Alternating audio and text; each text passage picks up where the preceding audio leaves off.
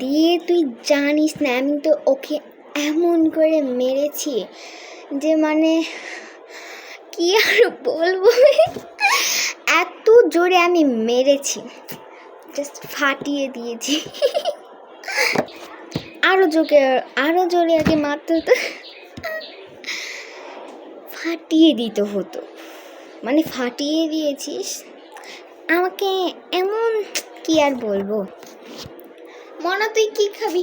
দিশা তুইও এসেছিস, আচ্ছা বল কি খাবি?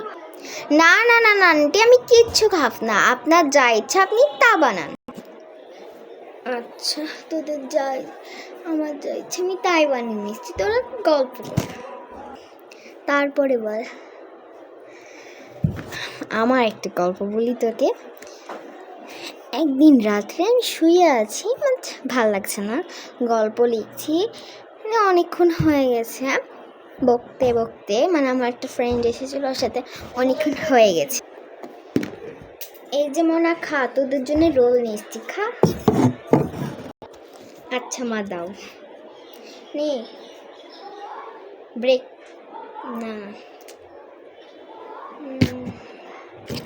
নে ডিনার নে, খা।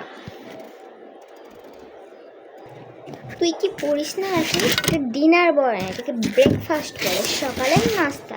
তুই কি পড়িস না? সবাই মোবাইল নিয়ে পড়ে, সব সময় কি মোবাইল নিয়ে থাকলে পড়া পারবে?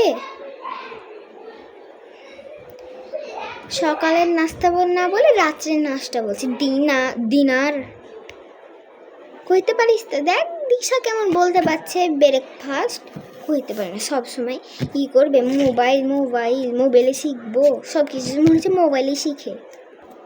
না না আমি ঠিকই বলেছি, মা রাত্রের রুটিকে সকালে কি আর বলবো রোল করে দিয়ে গেল, ওটাই টাইম বললাম। কি বললাম ঠিক তো? কি আন্টি রাত্রের রুটিকে এখন রোল করলো? মোনা ঠিক করে মিথ্যে কথাটা বলতে পারিস না, সত্য কথা বলে রেখে দিয়েছি। তোকে আজকে লাইক এবং সাবস্ক্রাইব করে দিন।